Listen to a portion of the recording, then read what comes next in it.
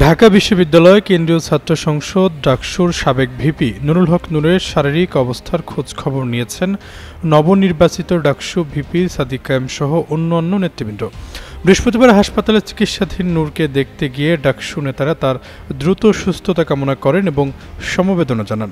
এর আগে নবনির্বাচিত ডাকসু নেতাদের শুভেচ্ছা জানিয়ে নিজের ফেসবুক ওয়ালে দেওয়া এক পোস্টে তিনি লেখেন, আশা করি নবনির্বাচিত ডাকসু ও হল সংসদের নেতারা জুলাই গণঅভ্যুত্থানের স্পিরিটকে ধারণ করে ক্যাম্পাসের সব ক্রিয়াশীল ছাত্র সংগঠনকে নিয়ে ছাত্র রাজনীতিতে একটি নবদিগন্তের সূচনা করবেন, যেখানে ছাত্র রাজনীতি হবে জাতীয় রাজনীতির কালো থাবা মুক্ত এবং শিক্ষার্থী তথা জাতির কল্যাণে। ক্যাম্পাস হবে শিক্ষার্থীদের লেখাপড়া, গবেষণা, গান, কবিতা, আড্ডা, বন্ধুত্ব, সাহিত্য, সংস্কৃতি ও গণতান্ত্রিক মূল্যবোধ চর্চার তীর্থভূমি। গত 29 আগস্ট রমনার বিজয়নগর এলাকায় জাতীয় পার্টি ও গণ অধিকার পরিষদের মধ্যে সংঘর্ষের ঘটনায় গুরুতর আহত হন সংগঠনটির সভাপতি নুরুল হক নূর। এরপর আহত অবস্থায় তাকে ঢাকা মেডিকেলে নিয়ে আসা হয়। বর্তমানে ঢাকা মেডিকেল কলেজ হাসপাতালে 1 নম্বর কেবিনে তার চিকিৎসা চলছে।